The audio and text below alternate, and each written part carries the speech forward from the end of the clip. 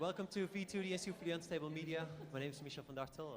I'm sort of your host tonight for this Test Lab Summer Sessions 2011.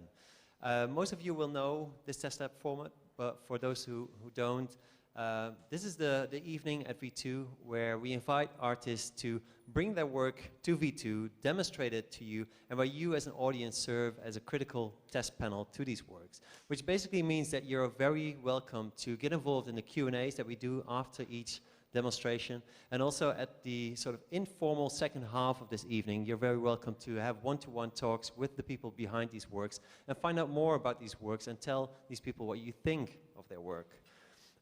Tonight's topic is Summer Sessions 2011, and the Summer Sessions are basically a pressure cooker type of residency format that we organize here every summer in the V2 lab, which is just above from here. More about that later.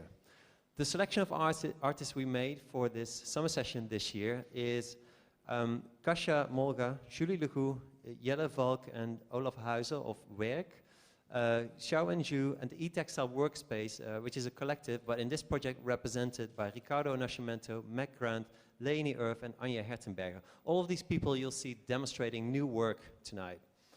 All of these people will also be introduced a little bit more elaborately, as I do it right now, by the project managers that have been involved in these projects. So that's Jan Misker, Piem Weerts, and also our lab manager, Boris, will introduce a few of these people. Since all of us at V2 have been so closely involved in these projects, we thought it would be smart to, for the discussion tonight, also bring in some objective external criticism. And we found that in the person of Hichem Khalidi, of Artistic Director of TAG in The Hague. I don't know where he is, but he's in the back there. So Hichem is actually flown in to sort of spice the discussion around these works. It doesn't mean that you have to be silent, though. He's just here as an icebreaker. Also, after we've seen all of these works that you see set up around you demonstrated, we'll get back to the stage for a short wrap-up discussion with the artists and Hichem there. And then we go into a short break for you to talk one-to-one to the artist, to have a cocktail, especially designed for tonight, called the Summer Fling. It was designed by Alex Falk over there. And this also gives us a little break, an opportunity to rebuild the stage into a performance setup for tonight's special performance by Los Angeles producer After One, who has a special guest with him for tonight, but more about that later. What do we mean exactly by summer sessions, and what did they hold for us in 2011? I've invited Boris de Bacre, lab manager of V2, to give us a little bit of context to how these works that you'll see demonstrated tonight came about. So the floor is for Boris. Thank you, Michel, and good evening, dear guests. When I was asked by Michel to give an introduction about the test lab this evening, that is about the summer sessions that we did last summer, I was a bit like puzzled how to really try to focus on one thing, because it's actually not about one thing. Oh, thank you for my presentation. Yeah, there we go. It's amazing. 8 weeks, and there were, I don't know how many people in the lab, all working to get their project done, to present it today for you. And every year, and we do this now already for 3 years, during the summer, we get people into the lab to work for a very short period on a basic concept, an idea that they applied with and that they want to make. I show you some pictures, and as you can see, this is from summer session 09. And in the lab, we mainly focus on 3 points in our research. That's wearable technology, augmented reality, and ecology. And all projects are selected also somehow related to these topics. Some works were highly successful, were also nominated, like this one. This was nominated last year at Transmediale. This was Mark Shepard. So, Summer Sessions 2011. What is that all about? It's the same concept. we get a lot of people into the lab. We actually, the normal people who worked in the lab, we got into a little small room that was actually the library, and basically the artists took over the lab. We have Julie. She's somebody who's working with jewelry and wearable technology as well, as you can kind of say. And she made this wonderful clock, which is basically registering your heartbeats and making a relative time for you. But she's going to talk all about that later. Jelle and Olaf, they were constructing a new realm in augmented reality, moving sculptures and projecting on moving sculptures. We had Kasia. Kasia worked on our ecology team, and she plotted out all the dangers of oil spills, and she made an oil compass that was mapping out where tankers were, where disasters happened, and where possible threats in the future could happen. And then we have two special ones, and that's Xiaowen. And Xiaowen is actually somebody who was invited by Tasmal, and Tasmal is a media lab in Beijing, and we are partners with that lab. And we joined forces and made it possible that she came over to Rotterdam to do her residency here. And then we still have the eTextile workspace, and the eTextile workspace is a group of very enthusiastic people that come very regularly to take over the lab. Most of the time when we are gone, they come at night, sit down and talk about all the new things that are happening in the field of wearable technology. And as a lab, we dared them to go as a group. As you can see, there are many, many people, Ricardo, Meg, Leonie, and Anya, to work all together on one of these projects and crystallize these ideas that were actually spinning around in the group of the eTextile workspace.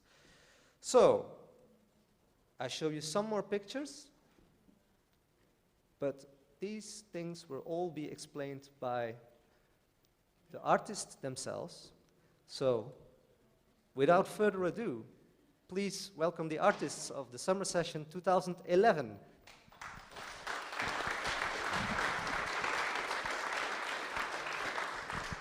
So, for our first demonstration, which we're going to do in this corner, and you can come over here if you really want to see what this work's all about. Our first artists in tonight's program are Jelle Valk and Olaf Huizer of Artist Collective Werk, and they will be introduced by Jan Miske, who is a project manager in the V2 Lab, specialized in art projects that deal with augmented reality. Jan? Yeah, thank you, Michel. To start, I would like to give a little bit of background about Werk and where Jelle and Olaf came from. Werk is actually a collective of 4. And besides Jelle and Olaf, there's also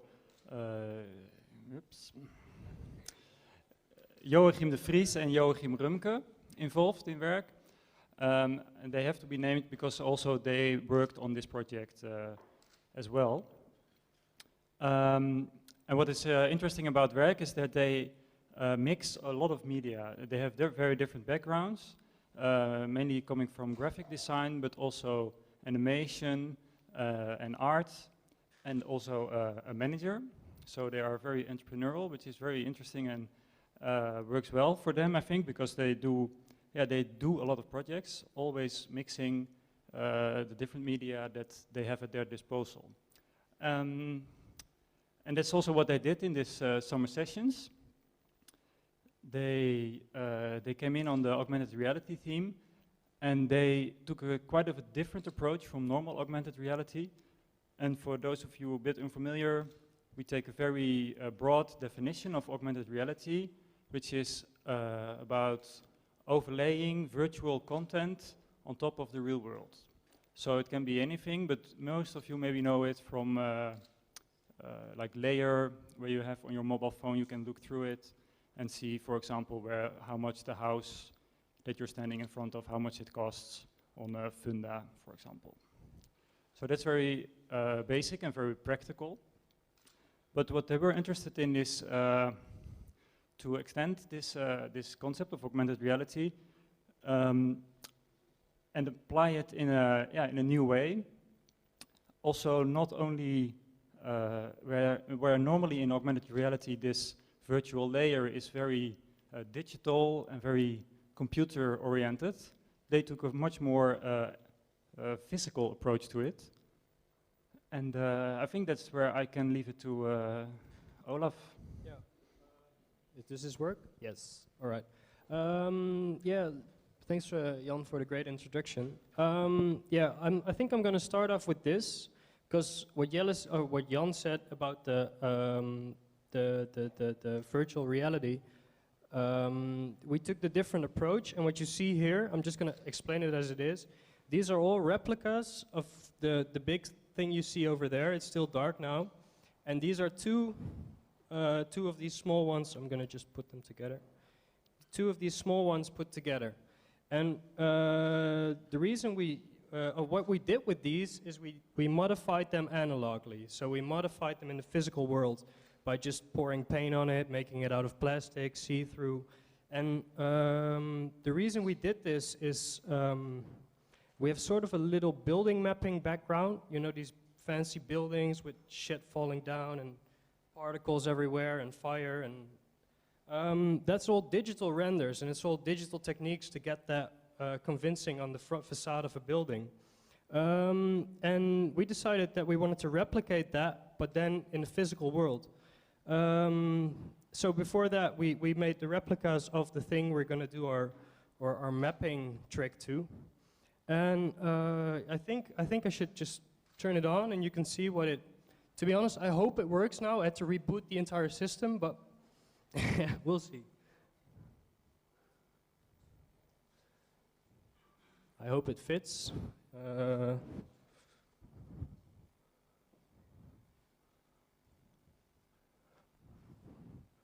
Let's see. Hey, that's strange.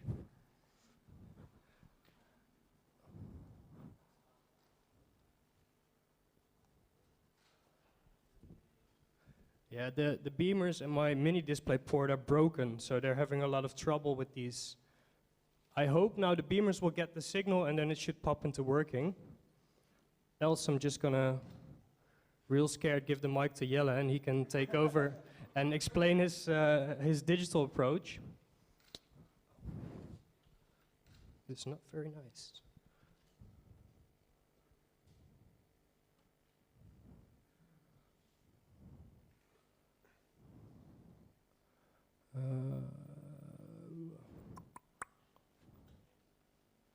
Yeah, my mini display port is refusing to send image to the beamers, as you can see. I was afraid this might happen because it's half broken. I've been VJing with this laptop for over 3 years. Yeah, maybe we should just explain it then. Yeah, it's gonna be hard to explain. What do you think, Jan? Yeah, I think we can explain it, and maybe in the meantime you can. Yeah, I think I'm gonna give the mic to Jelle. I'm gonna keep fiddling on it, and hopefully, as soon as Jelle blasts out a nice story, I'll make it work. Yeah, I think that's the best solution. Yeah, so you see, the 8 weeks, or maybe you were working here a little bit longer, but it is always 1 hour too short, of course. But please, Jelle, explain a little bit more about. Yeah, we the seem to have technical that background. problem sometimes. Well, what we try to do, except for the steps between the digital and the physical world, as what Olaf explained earlier, what we wanted to do as an approach for the V2 was moving mapping. So we really wanted to get rid of the statics of a beamer projecting onto, for instance, a building or a sculpture. So we wanted to be able to. Something is working. We wanted to be able to, for instance, move the beamer or move the sculpture, and it would still track. So the image would follow, or the projection would follow the sculpture. And that's why we built an entire digital scene that's a complete, exact the same as the physical world. And that made us capable of doing digital. You take it over. I'll take back over then. As you can see, it runs right now, and what you can see here is the most common way of building mapping. I don't know if people heard of it. They see projections folded on top of a surface, and this still looks like, yeah, but what you see here are the analog, or the recorded projections of these physical sculptures. So we recorded this, projecting it back on the sculpture there. But Jelle just mentioned that we also went for a second step into the digital space. And he built this entire scene with the sculpture, with the projections, with cameras, everything digitally. And he fixed all the lens calculations from the beamers. So that allows us to play with these things. And I'm going to turn that on right now. So we had a little bit of a confusion, but it should work right now. Are we looking at two video feeds at the same time? Yeah, actually they are both, we wanted to put them next to each other, so it's like both ideas of two different people. They both have the manual input. So I think we made about 20. And it's just, what, let's say one video feed per object at one time, but you could kind of switch to other feeds? Yeah, we got about, Maybe also like a DJ tool, for instance. yeah, exactly. It needs to do a little sync round.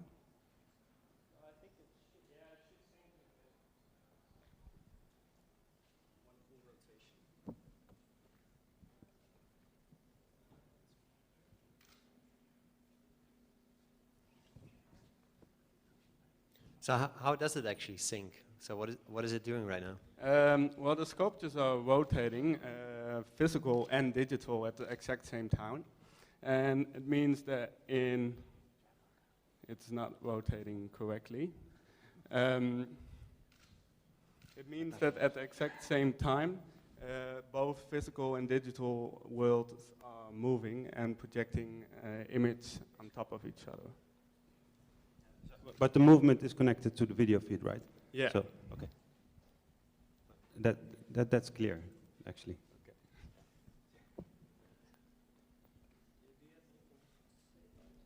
I'm a little stumbled, to be honest. You both are graphic designers, aren't you?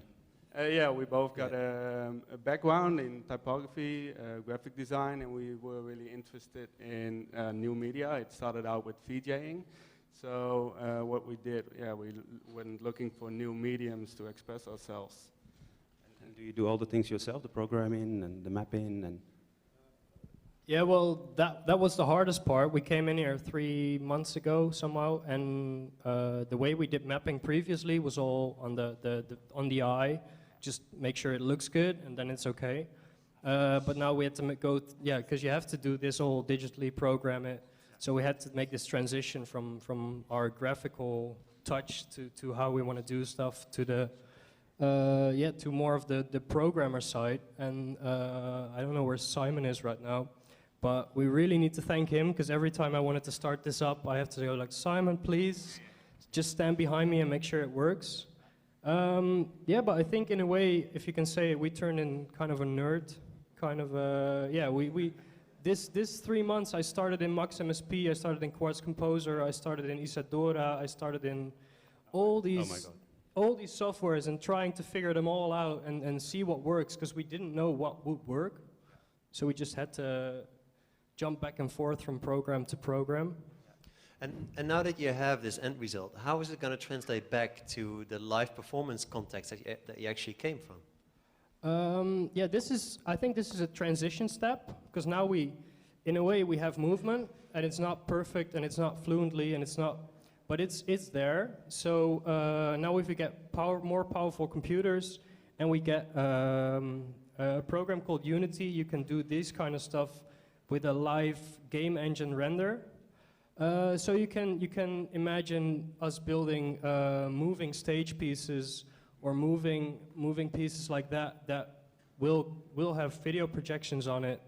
And I don't know, you can, the normal sculptures we build are this fusion of bot versus techno. I don't know what it is, but it would be so cool to have some kind of a thing that's folded up at the first during the evening, and the more people come in, the further it expands, or it does movements, or I don't know, ultimately walks around in a crowd and gets video on it.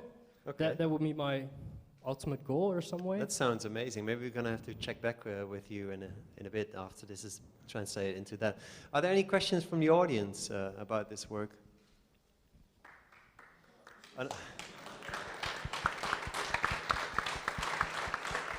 Thanks. That's not a question, that's an answer. Yeah.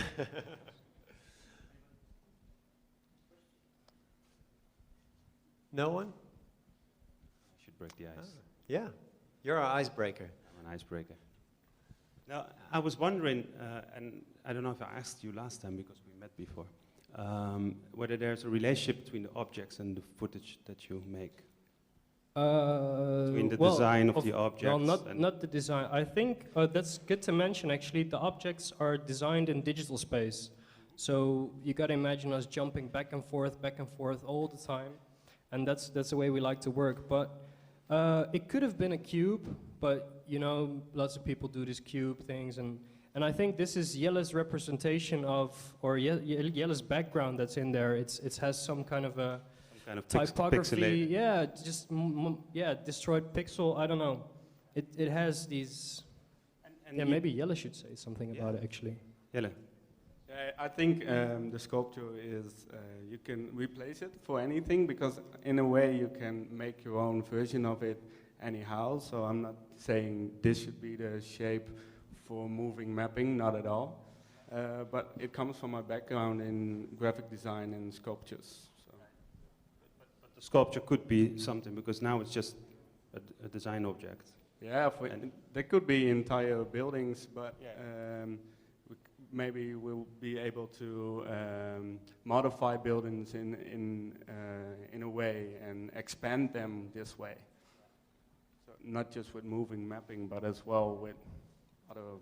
Yeah, that's really interesting. It seems to me that there's a theatrical element to what we you're come doing. from So a background in VJing, but I think it's it's graphic design as well. And it has lots of opportunities. How does it track the position of the cube of the? Right now there's a little. The stepper has a continuously speed. It has the same speed all the time, so it just traces the speed. Yeah, it works with a mouse, so it traces the speed. But we were looking for ways of tracking it, for instance, through LED light. So we will be able to track something with infrared LED light, and normal people wouldn't see it, but the camera does. So it was capable of tracking video without anybody else noticing. And how far is this away from tracking moving objects in the real world, just cars or? Well, we need a digital scene of the exact, but it works. There's fast ways of getting a digital scene, for instance, through 3D scanners. You got this airplane that scans the entire landscape. So there's all these possibilities with that of using, the physical.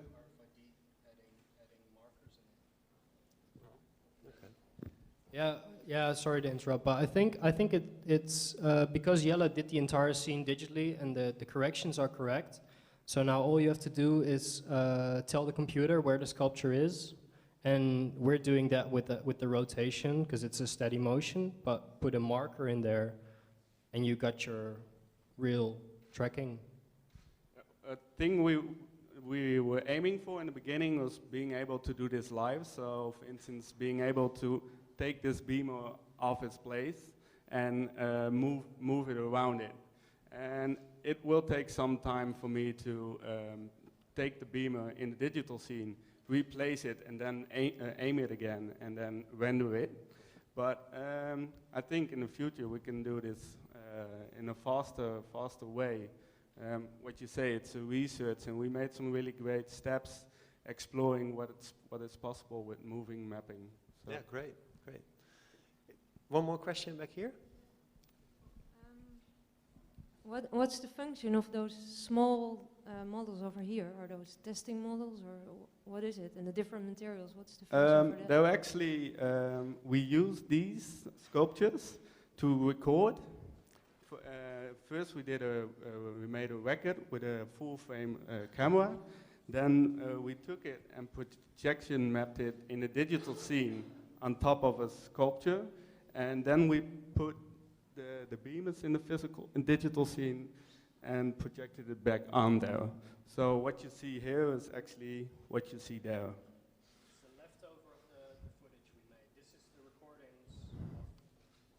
So it's a residue of shooting it. Okay. Is there any idea behind that? Is that in some way in a concept, or It is. because it's interesting? There's sort of a loop kind of thing going on. It is what we play with it a lot. We like the steps between digital and analog. So I think maybe Olaf can explain something about with the remix. Yeah, I think I forgot to mention it because of the panic with the beamer and everything. But for us, it's really important. Augmented reality is a big question for us, and we had lots of discussions about it. And yeah, I think if you want to sum up the concept, we wanted something that is there physical and that is there digital and is exactly the same. And yeah, that's where we went for, just getting those two worlds exactly the same without faking or without like making it visually the same. This is, yeah, one-on-one equation the same in that sense. So it's a sort of a statement about augmented reality. Yeah, I don't know if I have the balls to call it a statement, but it's something that interests us, and it's just. I think it's also. I started art school when and I didn't want to get a laptop. I just want to do everything analog, and I have to give things digitally. I just painted it, scanned it in, and then it was digital. And so there my question was, what was the analog and what's the digital? And I think it also has to do with Adobe that gives you this software. You can do design, be a designer. So you start designing in Adobe software, but is it yours? Or is it the tools Adobe gave you to design that thing? So I think it's really important to first come up with an idea, start sketching, and then go digital, or start digital, go back. So you have this, you're not stuck in somebody else's software. And I think that's, yeah, like I said, I don't want to make the statement about it, but that's where it came from. It came from our question about digital analog, the virtual physical, and that the steps. It's so funny that you say working with your hands for you is analog. That is really funny. Yeah. I mean, of course, we use that word more often now, but. Yeah, true. Yeah, I actually have it written on my hand, physic, virtual, because I kept forgetting it, and I kept mixing up analog, digital, and it's all this, in my head it works, but if I have to... Your other hand. Yeah. Okay, I'm sorry, I think we're going to have to round this off here. Jelle and Olaf will be around, so if you have any more questions, just feel free to ask them. One more round of applause for Jelle and Olaf.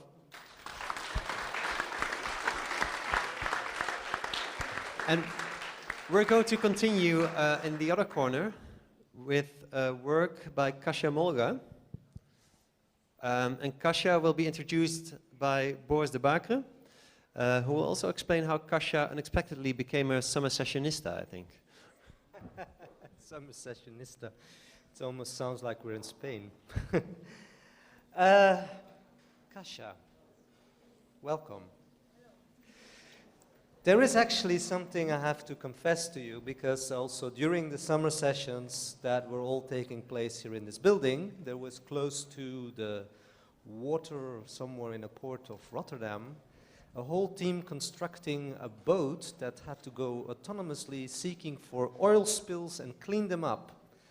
This project is called Prote, and next week it will be presented during the Wereld van Witte de Wit. So this whole space will be transformed with models of the boat and also a huge model outside, if I believe.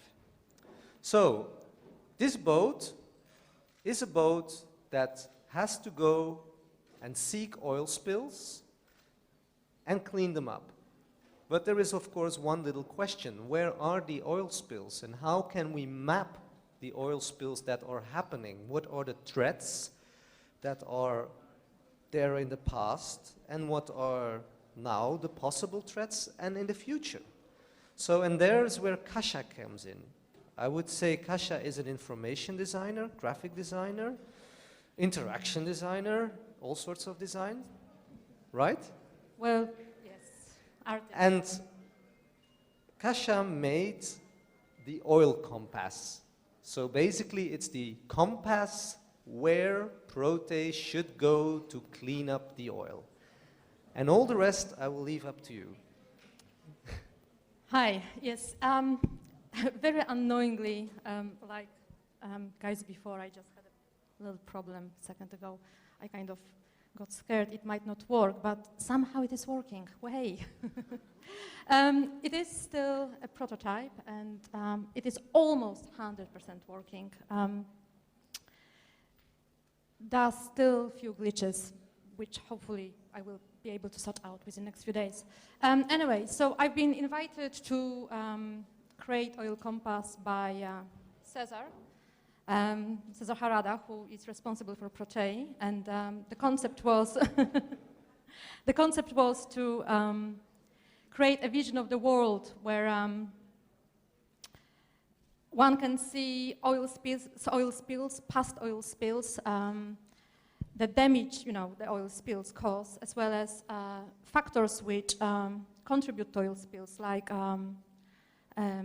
oil rigs or oil tankers.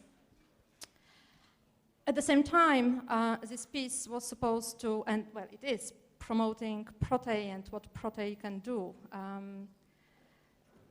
What sort of,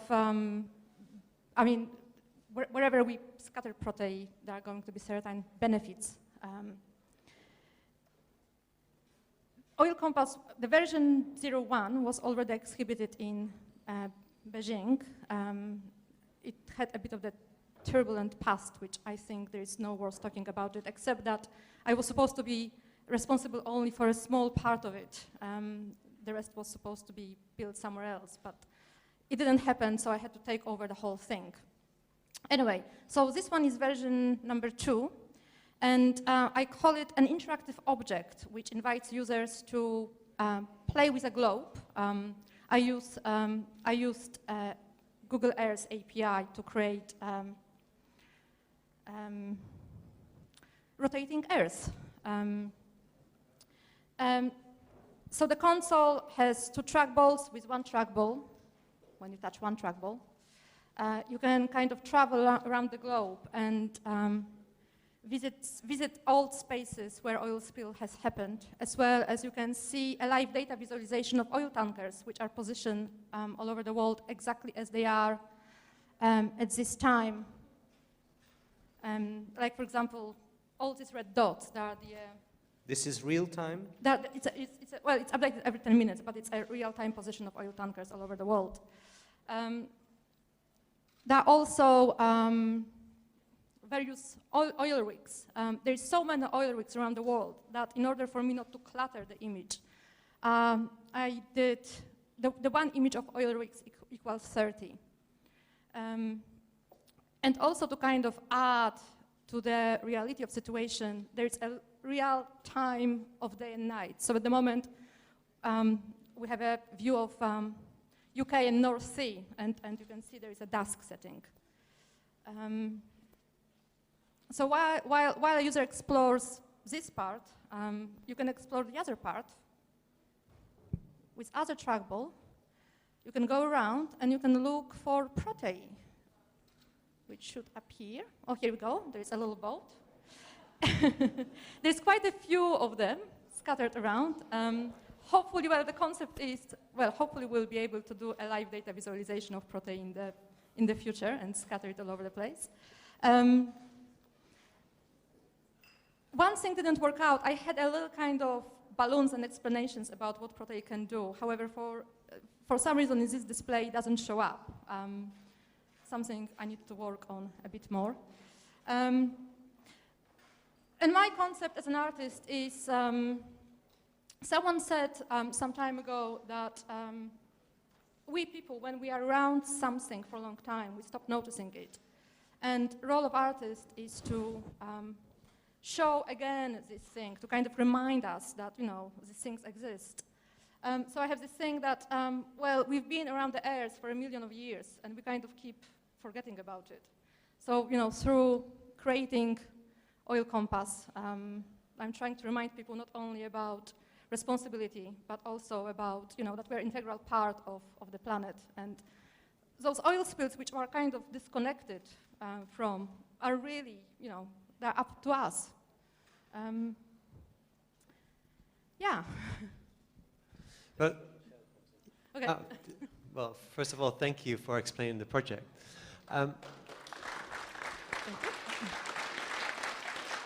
I sort of missed in your presentation still what this data is actually that you read. So what do these red dots translate into, or where do you get their locations from? Well, if I tell you, I have to kill you. It is alive data. There is a service called Marine Traffic. They collect live data of all marine traffic all over the world, and they very kindly let me to hack into it and fetch the data which I needed.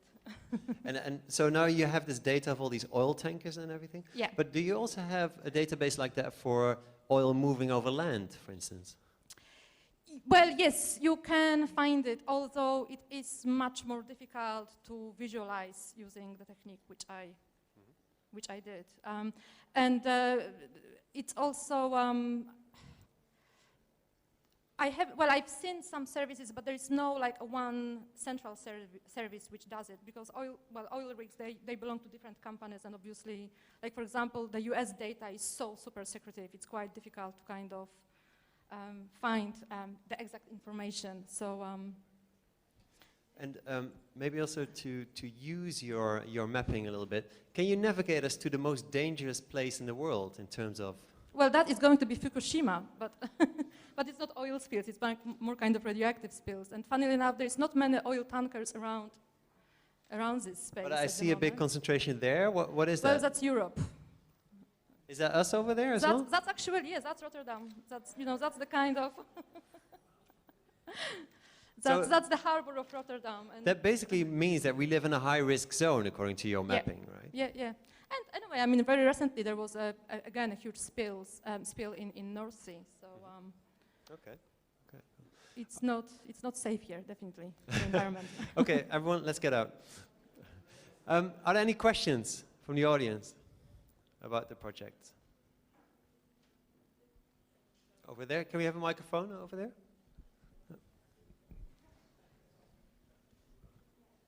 Can you actually get some information by clicking on these dots, or I mean, what is the added value of just looking at where the tanker is, or where? Well, you can. That's the thing. That's this 2% which didn't work out for this display. But you can actually see the name of the boat and see the risk of the boat, see the threat it poses to the environment, because each single oil tanker has different threat level. And who gives you the threat level? Where do you? It's a combination of factors. It is a combination of factors, absolutely, yes. And these are all data that you got from one place, and you just compiled all these data, and you created criteria for risk assessment, or? No. The risk assessment is already there. Each single oil tanker in the world has to have the level threat. Okay, so.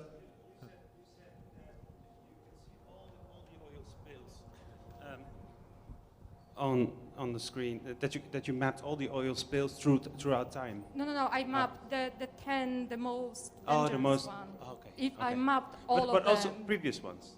Yes, I mean. Not the ones that have occurred now, but the last that are kind already of gone.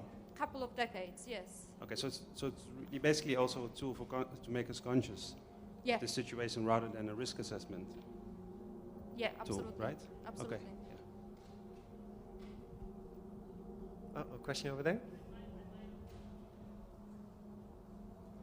I apologize if I missed something. Is this only oil spills on water, or also on land as It's, well? well, it's in the water because we're working with, you know, it's about protein, and so it's about the water.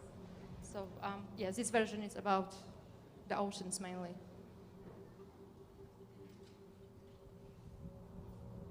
Okay. Any other questions? You're showing this somewhere now? Sorry? Anyway, you told me that you're showing it somewhere right now? No, we showed it already in Beijing. Okay. In China at the was it Media Arts Triennale? And yeah. Translive. Translive, yes, So- that's the one. Yeah, so you're getting good response.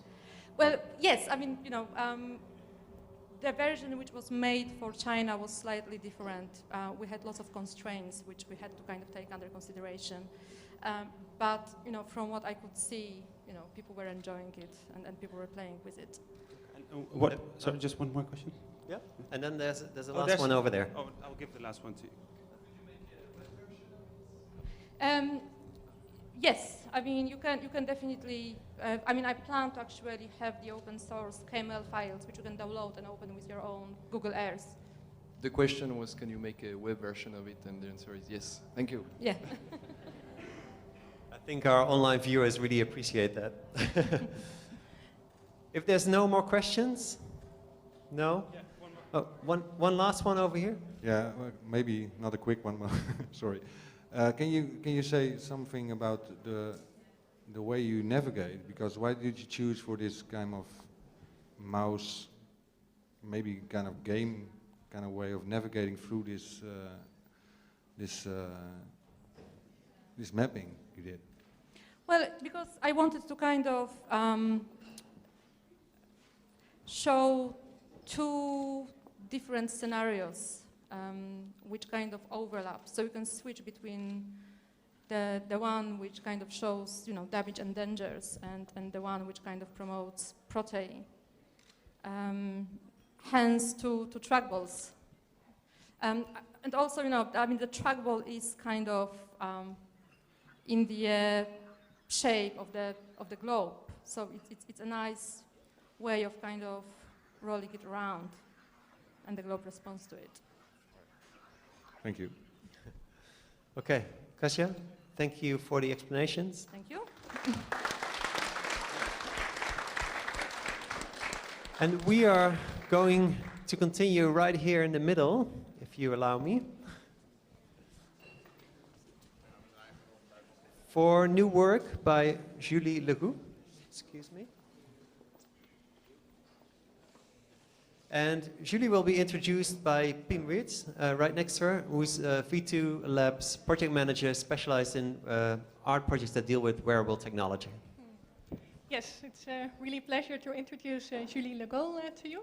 She created this summer the Heartbeats watch. And indeed, it's an example of wearable technology, but most of us will know it as a combination of textiles and electronics.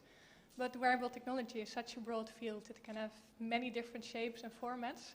And yeah, accessories and jewelry is definitely an example of it, because you wear it closely to the body and it has many technology in it. So it's not so much an example of wearable computers, but it is, yeah, definitely worn close to the body, involving a lot of technology. I think you can even say that, for example, watches and glasses are one of the first examples. And what we see here is not just a normal watch, it's a very personal one, because you will see two different clocks, and one of it is displaying time as we know it, and the other will give you a very personal perception of time. But how this works, I will leave to Julie to explain. Thank you. Okay, so the watch came about when I was doing my MA, and as part of my creative computing class, I had to, we came up with the idea of building a watch from circuit design to the actual watch on the case. And so that was in my first year, and we started on that, and that worked really well, except the tutor left before second year, so I was left with half a watch and no one to help me. But it made me think about the idea of the watch, and the watch being the first wearable technology we willingly strapped on our body, the first computer. And the idea that the watch was now pretty much irrelevant in terms of function. The watch now is more of a jewelry, it's more of a statement piece and a collectioner's item, and it's a lot less about actually getting the time, because time is everywhere. It's on your cell phone, and it's just, you know, anywhere you look. So basically what happened was I was still interested in making the watch, but a bit like, okay, what's going to be new with this one? And I was sitting in the cafeteria with my friends at the RCA, and suddenly, and this was a period where everyone fell in love every day, and some guy just walked past, and one of my friends sitting next to me said, "Oh my God, my heart just stopped, time stopped." And I thought that was really, like, it was a beautiful way to see time. It's also a bit sickly sweet, but it's still good. And it made me think of all these expressions about time, how time flies and time slows down, and the relativity of time, basically. So I decided that I would add a heartbeat sensor to the watch, and then the watch would tell you your personal time. So what I did is, on this one, you have your heartbeat time, and then on the second one, it's actually time, like as we know it. And then here, on the hourglass shape, it's the timeline, so if you're faster than time, slower than time, and then that makes you question also the value of, there's this heartbeat hypothesis that says that you only have a certain number of heartbeats in your life, and it makes you basically question, do you want to live faster or slower? And how can you change how you perceive time and being late and all that? So this is a working prototype, and the next version is going to be, that we're going to do in the next few weeks, is going to be a lot more refined in the casing, so it's going to be a bit smaller, and also metal. It's going to be gold, well, gold-plated. And I think that's really important to me, because it's not just about the wearable demonstration of this could happen. I really want it to become a project, like a proper product, and the feel of it, and how you wear a watch, because it has some value to it, and you can wear it even long after its function is irrelevant. A lot of people wear a watch without batteries just because the way it feels. So yeah, that's pretty much it. And then here, there's a circuit that's open that we can try on later. That's it.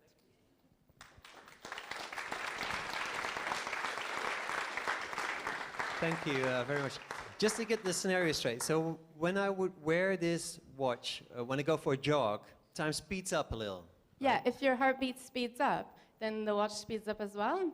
And it's based on an algorithm, which, you know, you, like on this one, it's running a demo where 60 beats per minute is, like 60 heartbeats per minute is 1 minute. Does that make sense? Yeah. But then, because it's usually between 60 and 80 is a normal heart rate, pretty sure mine wouldn't be that right now. But so what happens is that it would calibrate to the person wearing it, and then if you sped up, it would be exponential. So maybe 2 times faster, 3 times faster. So basically your watch is a time travel mechanism for joggers? Basically, yeah. Okay. Are there any questions in the audience? No? It's the same one that, you know, you have on running equipment and you clip. So it kind of measures the light that goes through when it's blocked by the blood. So it's optical. And there's one here. And the tricky part with this is it's about pressure. Like if it's too pressed in, there's not enough light. So it's going to live in a little sensor house, which is right there. And yeah, on the wrist here. Sorry? This one, if we plug it in, yeah. But it's more of a one-on-one, because you wouldn't be able to see much right now. Okay, so in this second yeah, part, later on, people can come and try it. Okay. And a practical question, is it useful to have subjective time? I mean, you will be late everywhere, I guess, or early. Yeah, well, I'm already late everywhere, so that's okay. I think it's useful in a sort of, as useful as a watch can be. Because you'll still have access to time. And it's useful in that way that it's going to give you an indication of how stressed you are, or how relaxed you are, how your body's aging. And did you test it out also over a few days or something? Because I can imagine it gives you a different feel of time when you wear it for a longer time, right? Yeah, that would be a lot more interesting, and that's why I want to make it into a product where you could have it. But since we only really finished that one today, we... Okay. Any more questions over here? So if I understand correctly, when I go sporting for like 2 hours, and I quit at 8, and my watch will be about 10. Yeah, it might be 10 or 12. Okay, but if I'm like partying at Lowlands for 3 days, then the time indication will confuse me because I haven't slept much, so it didn't slow down, but it only went faster, but it doesn't show like days, only hours and minutes. No, seconds. that's, that was one of the things I considered, having like a calendar and like the date, but I thought it's not so much about precise moments, it's more about the idea of it. And since you have this little meter that tells you if you're really far in advance or just a little bit in advance, you can kind of get the idea as well. Okay. Yeah, for me personally, this would be really great because I work at nights and work really hard. So then I can see in the morning if I slept enough, if my time went down far enough. Thank you. Okay, maybe you want to be one of the persons trying it out. Any more questions? Can we have a microphone in the back? 'Cause how much does it cost, or will it cost? Well, I don't know how much it will cost, but the prototype costs quite a few pounds. I guess how interested are you? Okay, thank you, Julie. Thank you.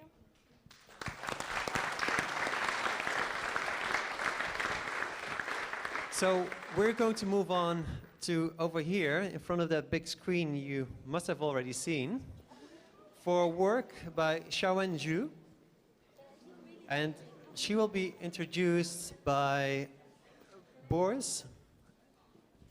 Yes. Okay. Hi. Hello. How are you today? I'm fine. You How didn't are walk? No, Okay. because my cat is here. Oh yeah, sure. So, Xiaowen, say hello to Xiaowen. She came all the way from Shanghai. Yes.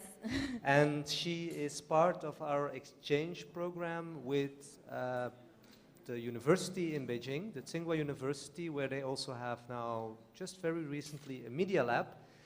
And you are one of the first artists that had a residency there, I believe.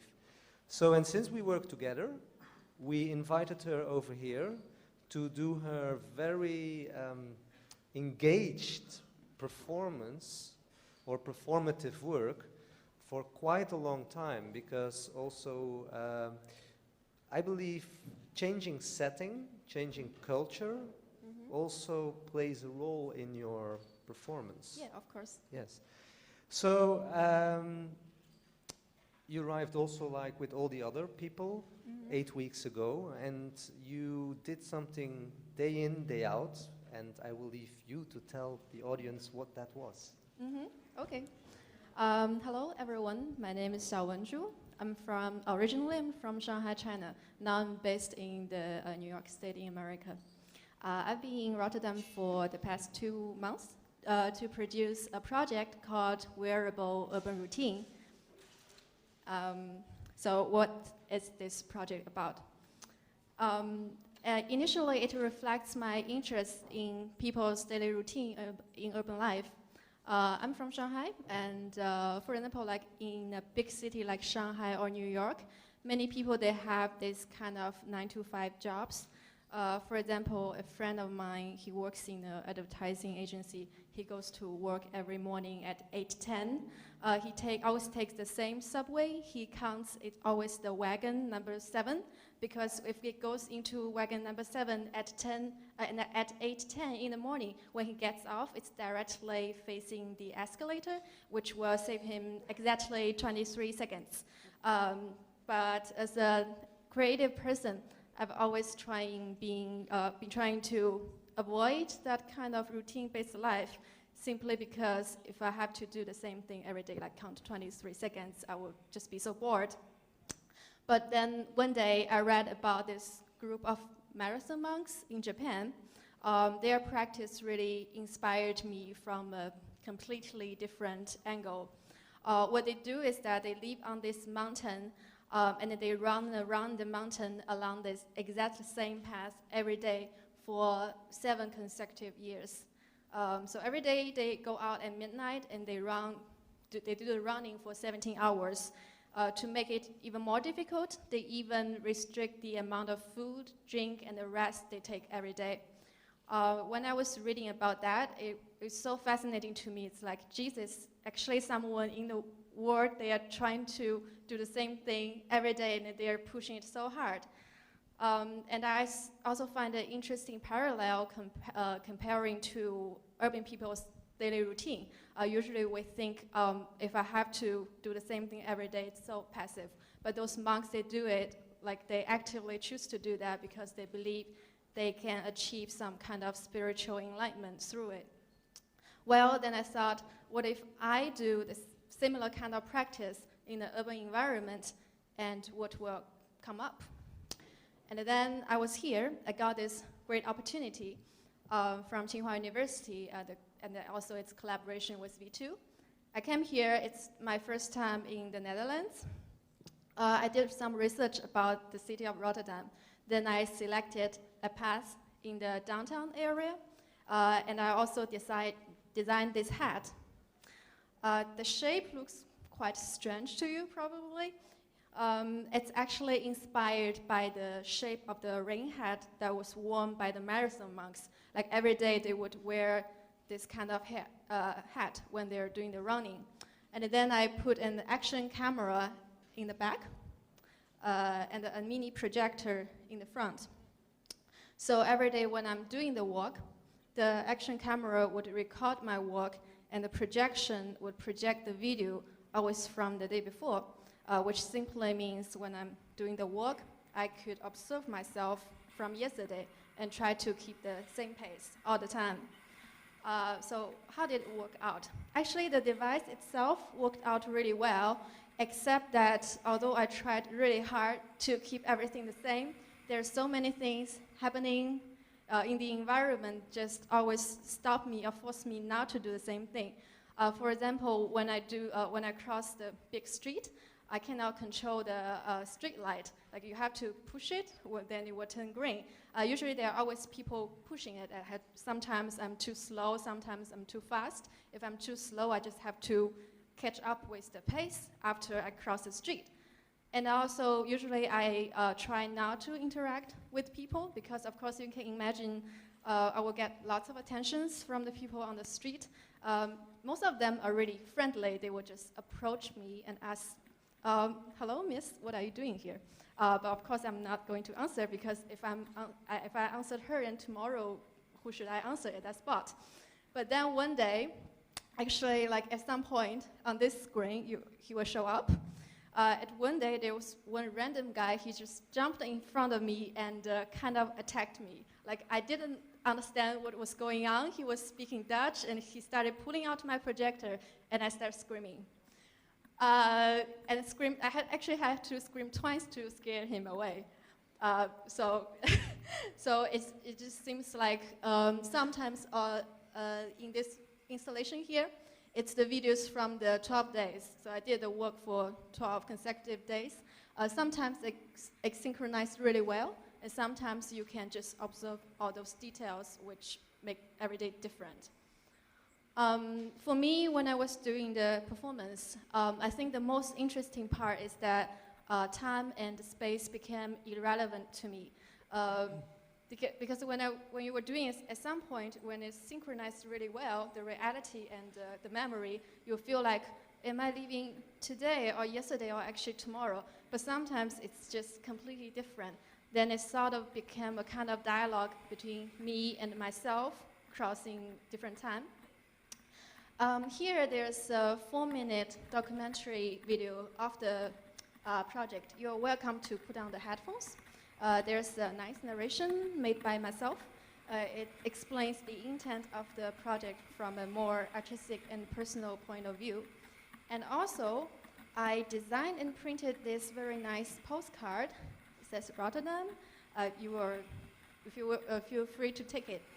It's me like working on the bridge, and you could actually send it to your friends. And I have to mention that the photo is kindly taken by young Miss Kerr. I like this photo very much. And also, before we were thinking about maybe people would be so curious about this hat, and maybe someone would like to try that on. I would say if you want to be engaged in the performance, if you want to do the same work every day as I did, you can definitely put on this hat, and we can talk about how you want to do this performance. So you mean you want to leave it in Rotterdam? Yeah, if someone was so engaged, or maybe we can make a new hat. Okay. Yep. Okay, thank you, Sharon. Thank you.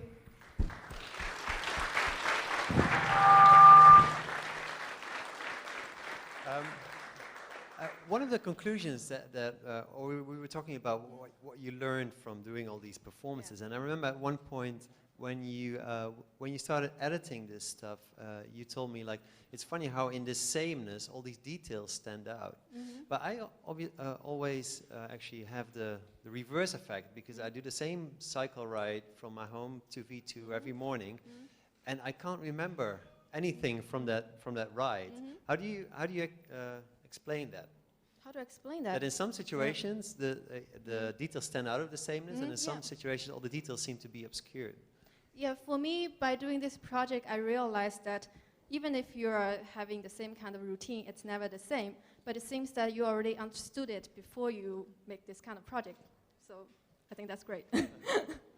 So it's really about doing a new routine and doing that consistently. I think it's about how conscious you are about your environment. Like if you're just on your way like to work, if in your head is thinking about the party last night or my work schedule today, of course you don't pay attention to what's surrounding you. That's actually exactly why I designed this device, because when I'm watching myself, I'm forced into this concentration kind of a mode that it's like the concentration switched on, and distraction switched off, then I'm only paying attention to what's in front of me.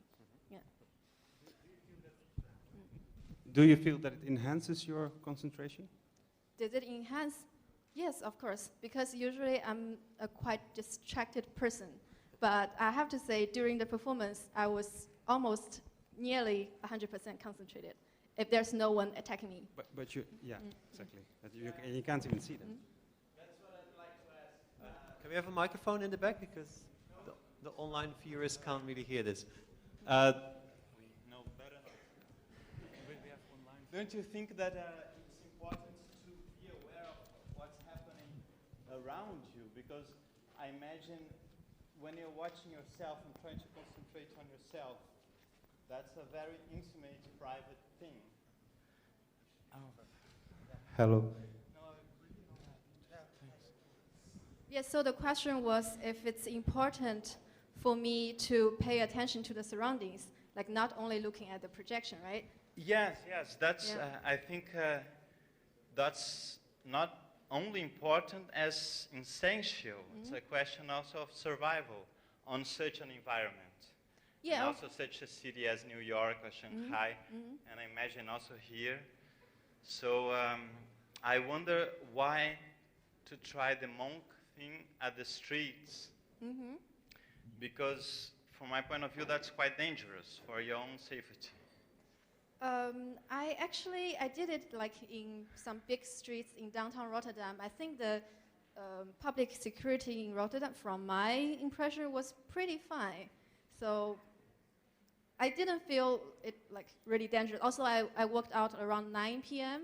It's before the party time, like not many drunk people are hanging out on the street.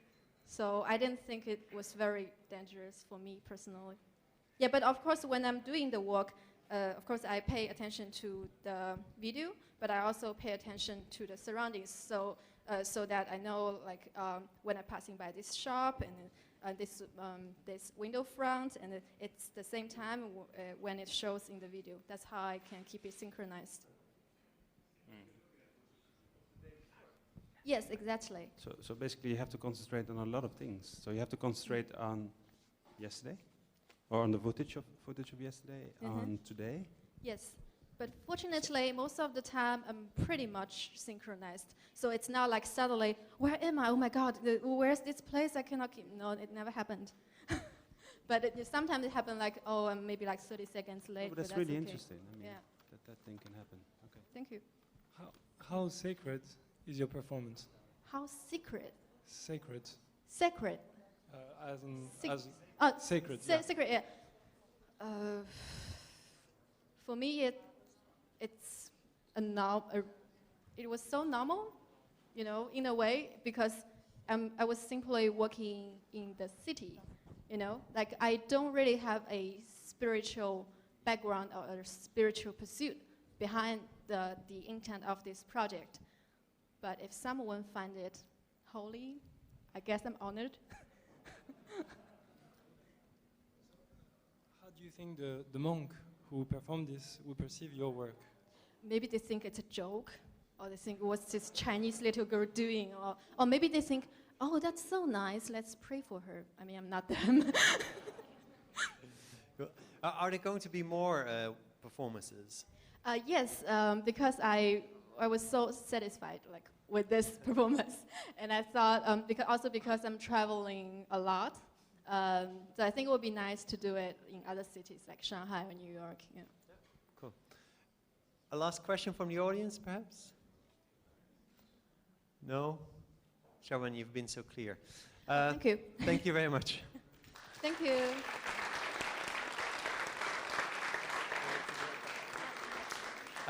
We're going to continue back here in the corner for a work by a group including Ricardo Nascimento, Meg Grant, Leni Earth, and Anja Hertenberger, who will be introduced by Pim Weert. Yes, so we see here Meg, Anja, Leonie, and Ricardo. As mentioned earlier, they are all part of the eTextile Workspace Collective, and maybe that needs a little more explanation. The eTextile Workspace is organized once a month at V2, and it came about, the idea, because we noticed that when working with wearable technology, it's not only about making the artworks, but there were also a lot of questions raised. For example, how do you present it to an audience? What is actually the meaning of it? So we thought it would be very nice to organize an evening once a month where people could get together and discuss all those questions and raise more critical discussions around it. And besides that, we share knowledge, we share new materials that we found, we come up with project ideas. So it's really a nice platform to get together and to combine all the individual initiatives that we have in Holland, but also abroad. So it's really like a central hub and a platform for discussion and knowledge sharing, which is open for anyone to join. So if there are people interested in wearables, please tell me, and you're most welcome to join such an evening. So what we see here today is a project which is actually a collaborative effort. Each of them applied individually to the summer sessions, but we asked them, can you maybe combine forces and come up with one project idea, one proposal that you thought of all together? And the result you see over here, which is this very impressive looking machine, which is basically a combination of a typewriter which produces a knitwork. And how this works and why, I will leave to the group to explain. Thank you, Pim. Hello. Yeah. Thank you, Pim, for the introduction. So the four of us, we came together and we started to brainstorm over how senses are wired in our brain, cross-wired. And and we stumbled also in our research over the theme, over the word texeren, what's the Latin word, and it has the same roots in text and for text and textile. So we found these also quite interesting. And you have also in storytelling that you have one thread going till the end, and also in a knitting work you also need one thread to come to the end. So these were our starting points, and we had a lot of ideas, and then we were looking at our ideas and we decided, okay, let's go for this TK machine. And this machine, it's converting information, like in our case it's words, into knitted code. And how this works, Leonie will explain. Yes. Yeah, I'm going to tell you something about the function of the TK730. The machine contains a needle bed with 30 needles. So at both sides there are two needles which are the sidelines of the network. In the middle there are 26 needles which represent the letters of the alphabet. So on the left side there's the A and it goes all the way to the right to the Z. So if you, for instance, type banana, it will be translated into ABN because that's the order of the alphabet. So the machine goes from left, it types A and B in black because black represents the letters of our network. Then it goes to the right, it knits gray because that's paper. Then it will knit one more letter, the N, which will be black, and the rest is gray. At the end, the machine goes back to the left and it knits a dotted line, well, because that's the, that's the in between the words, whatever. So when the machine is back at the left side of the alphabet, it's in default again, and then you can start typing with a new word and it will continue. And Meg will tell something about the process. Okay, so how did we make it?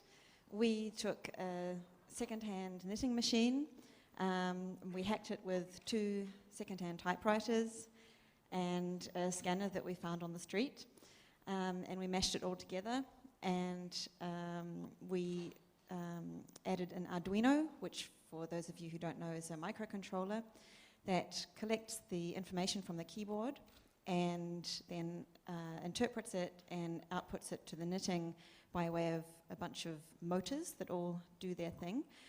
And we used a lot of tape and glue and all sorts of things in the beginning, and we now have actually quite a good prototype with much less tape and tie wraps and glue. We're pretty pleased with how it turned out, and as you can see, it has a really beautiful laser cut case. We got a lot of help from Stefan and Jiska from the SNINUB for this case, and we really also like the way that it mirrors the shape of a typewriter, so you can still see that it is based on the typewriter machine.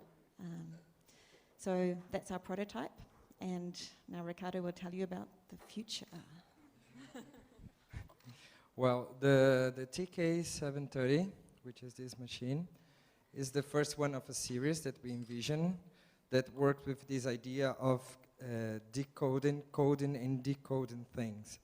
For example, here you type a word and at the end you have this knitted thing here, which are actually words. So our next machine will be a sort of scanner that will scan this and translate this knitted word into something else.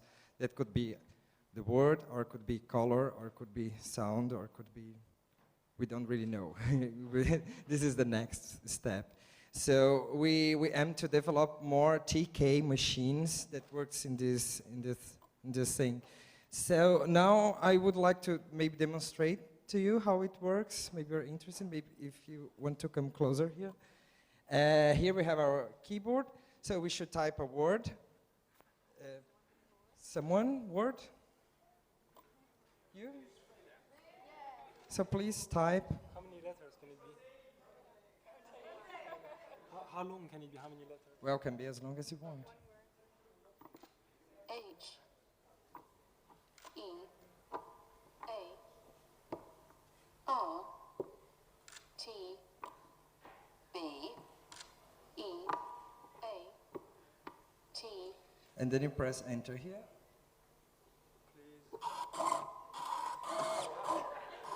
And then we start knitting. So it takes a bit of time because it has to go all the way here and then come back. But it's knitting the word that he typed. For the people, it's very nice. It's displayed there in the back of the vision of the camera because it's quite nice to see it in action. The music is fantastic. Yeah, it's also a sound piece.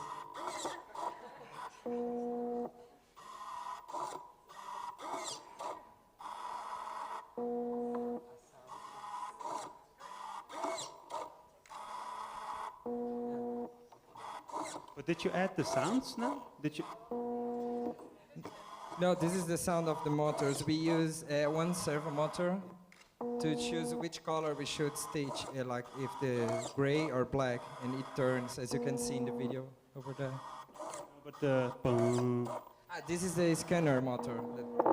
Okay. Yeah. There's a microphone inside here that Richard put that amplifies the sound, so you can hear.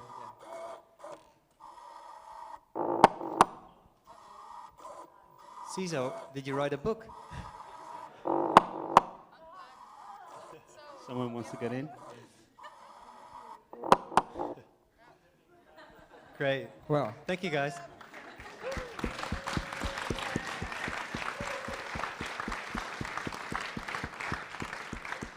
So maybe we can start it back up in a bit and now go into questions first? Or you want to demonstrate some more words? No, we're Actually, the first thing I think we're going to have to address is how come that 4 wearable technology experts end up with an installation? Well, that's a good question. Well, actually, as Pien said, we applied individually, and then we were asked to come up with a new project together. And I was in Taipei by that time, and they were in Amsterdam. We start of Skyping, and yeah, I don't know, just came up with an installation. I think it's maybe something to do with the fact that with wearable technology, a lot of the time you're sticking that technology onto the textile. And we had been talking in the e-textile workspace about making textile. This is not really an e-textile, but it sort of goes towards that, how we can use technology to be more integrated into the process of making textile rather than sticking it on top with circuits or whatever. Other way around. It's the other way around. So it's technology to make wearables, that's what you're saying? I think this is what this somehow became. Yeah. Okay, cool.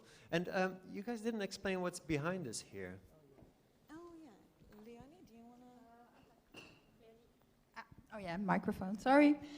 This is an experiment we did with the type machine. It was still a prototype. Every week something changed it. And we started to knit. So the first piece of the timeline is actually knitted by hand, because, well, we had to start with a little piece to put in the machine, and then it could start knitting from there. I don't know if you can see it, but in the beginning we had some tension problems. Probably the thread was a bit too loose. Here it's a different color. We were testing the yarns. Here we started typing with 2 colors of yarns, but that was still sort of by hand. The red piece is where we started to automate the machine, so we added software to let it work for us. Instead, we were his slave. Here there was more automation, but we went back to 1 color of yarn, and at the end we were testing with the 2 final colors, and it was with software actually, so we weren't doing a lot anymore. So basically this little piece represents most of your process. This is the process, yes, and this is what we did after this one.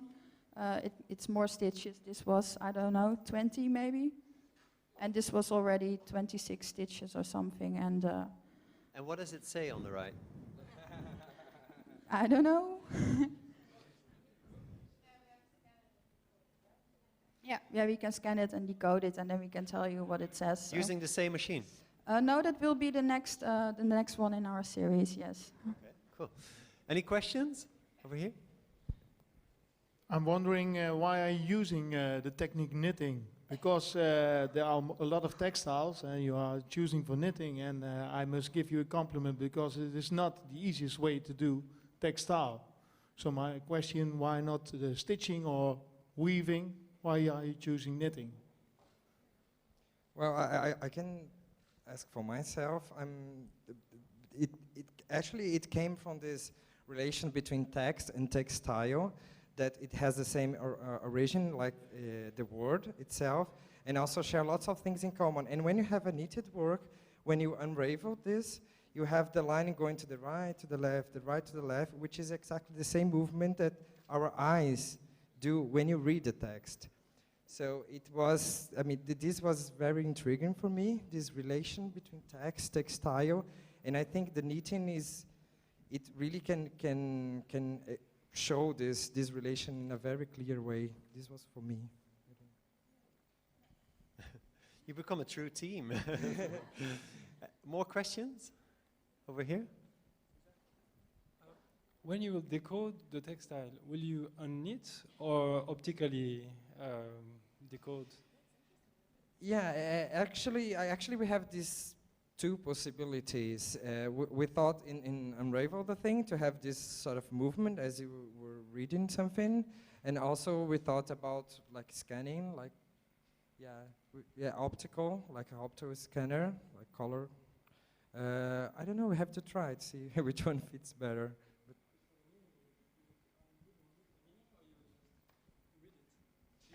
Would you undo the meaning or unknit the meaning, or would you just read it?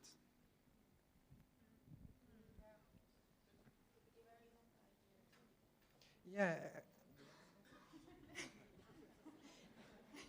Yeah, when we started here, we planned to do both machines, but then we thought, okay, we have to do only one machine, and it was the idea to really to undo the thing. But now we are so proud that we are that we can knit with a machine, and it's so difficult.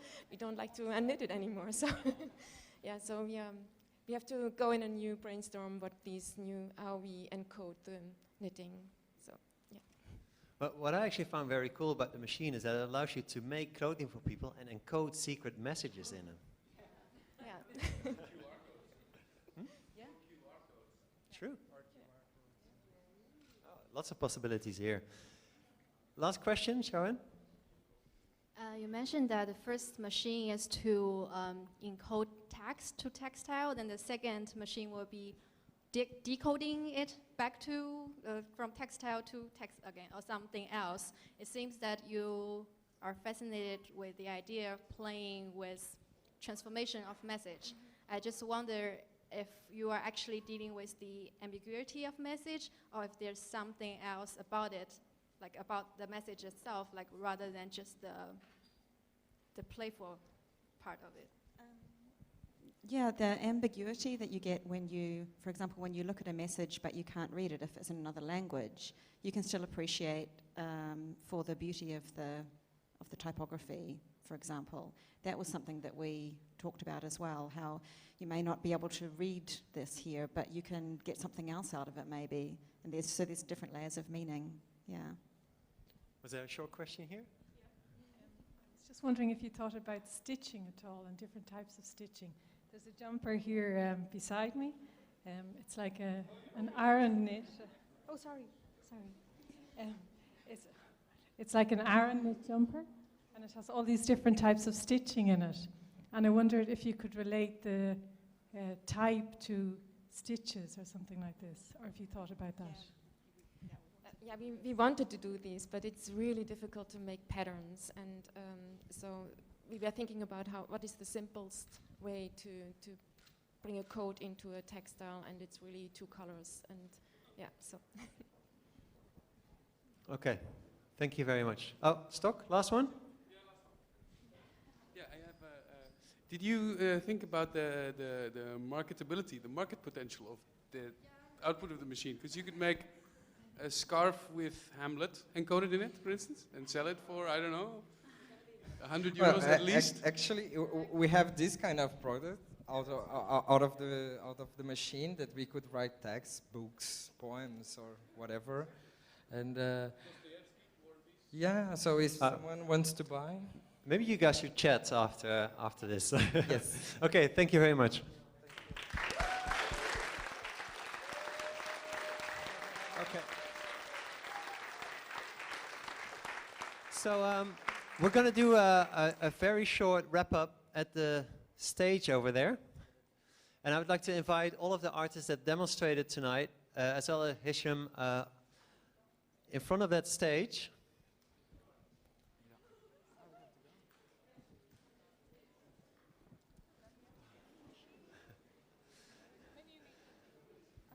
Hello. Because first, I would like to ask a general question once the artists are here in front of the stage, so we can all see you. Because we've been looking at all of these specific projects tonight, and I'm sure we'll go deeper into them informally later on as well.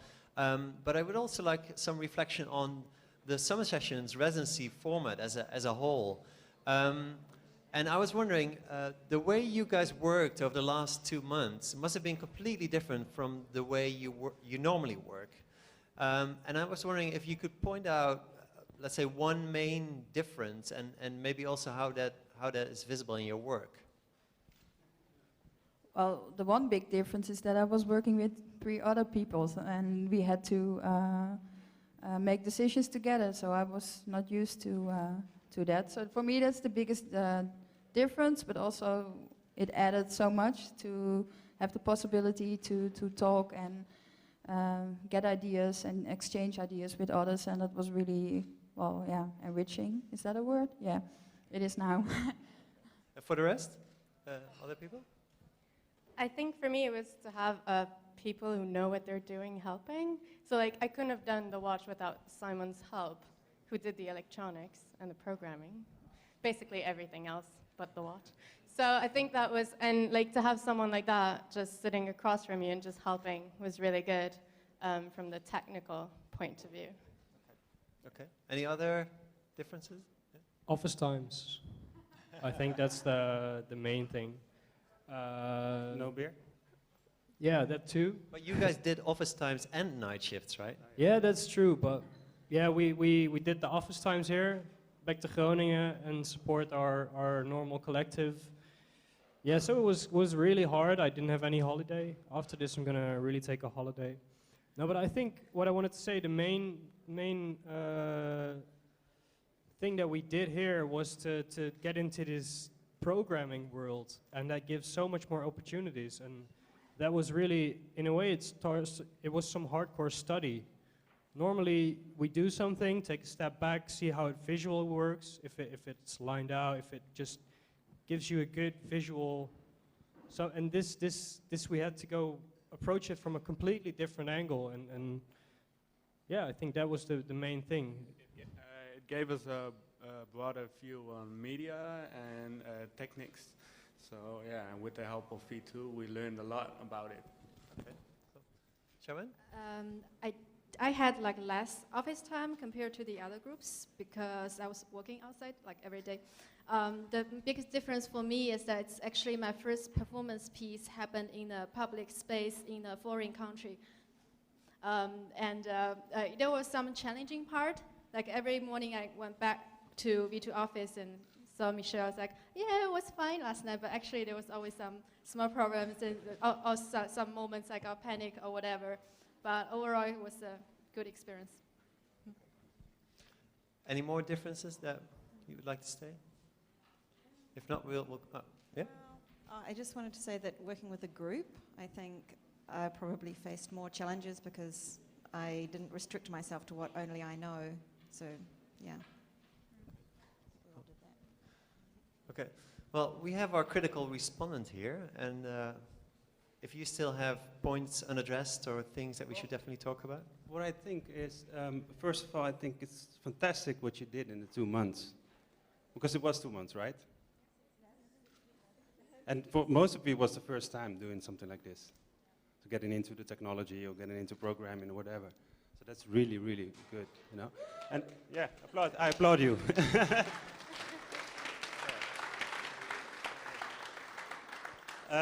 And there seems to be a certain thread going through all the works, and yeah, it seems to be like the thing of time. I mean, controlling time here, controlling the timeline and the video feed, mapping, controlling history in a sense, making people aware. I think that's a very nice thing. It's nice that there are 2 things happening there, that making people aware and risk assessment, taking risk assessments to people's homes, if you would make it a home product, for instance. I think live data visualization is something which can give a totally new angle to visual arts and the way how things are perceived, you know, something which hasn't been available before. Yeah, because I was wondering whether, what would be your next step, you know, after this? Is that... Well, I've been working with live communication and live data visualization for quite a few years right now, so I will be definitely continuing with that. The problem with live data is that it can always go down.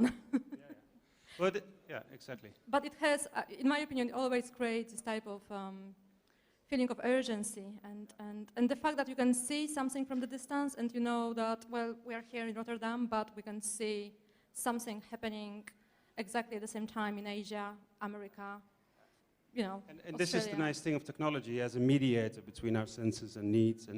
And this is also what I experience is a need for social engagement and spirituality, you know. So, and that's also a very, very nice thing. I think you made a very beautiful, presentation. How would you call it? Project. A project Everything. installation. Yeah, exactly. Performance. And I could see such a performance being performed, for instance, in Performa or places like that, making a new step into performance. I mean, of course, people have used technology as a means of performance. Yeah, of course. That connection with meditation and the different layers that you are playing with, that's very good. Thank you. Yeah, great. And so, and also with the knitting, there's this idea of time and map in time, or how do you, opslaan? Save time? Yeah, store time, time storage. And when we talked the first time, it was quite funny because it seemed you weren't finished yet. It was just a week ago, and you were quite insecure about what would happen and stuff like that. And now it's finished, and it's working. And then you used the sound of the motors, and we were discussing that, and it works out very well, you know? That's fantastic. And then you added the scanner, beep, which gives it even more. That's really well done. So I think that's also worth an applause. Going to the watch, the Heartbeat watch, which when I heard it, I think it's a fantastic project, and I'm really looking forward to see whether that's going to be a product in the market. And I could suggest an MP3 player in it, with all the songs dealing with time, because that could give you the same kind of feeling about and different dimensions of time. So, so in that sense, kind of, for me, I think it's incredible that people can do this in 2 months, and I'm looking forward to see other works of you. So, and I don't know if this is critical. I haven't said anything critical here. Okay, thank you. Okay, well, positive criticism is also welcome, of course. I think the crowd is getting restless. They want to start interacting with all the works, talking with the artists behind the works. Also, maybe go into party mode, but not before I thanked all of the artists here in front of me, Jelle, Olaf, Kasia, Julie, Shawen, Ricardo, Anja, Meg, and Leonie, for all your effort in the presentation tonight, but also in working on these projects. Your effort has been enormous. Hisham, thank you for coming over, critically responding. Boris, Pim, and Jan for your introductions. Also all the people that are helping out in these events behind the scenes, doing streaming, camera, building up this space, serving you drinks at the bar. Thank you very much. And also all of those at V2 and outside of V2 that jumped in, offered their helping hands in building these projects over the last 2 months. There's too many names to mention, so I presume you all know who you are. This evening is not over yet. We're going to have a short break, 5 to 10 minutes, which allows you to have a closer look at all of these works that you've seen demonstrated just now. We'll be serving a cocktail named Summer Fling at the bar shortly to get you into party mode, because shortly we will start our performance over here at the stage by After One, who brought a special guest with him tonight. I hope you stick around for that, as it's going to be a great show by these Los Angeles-based producers. In 10 minutes, see you back here.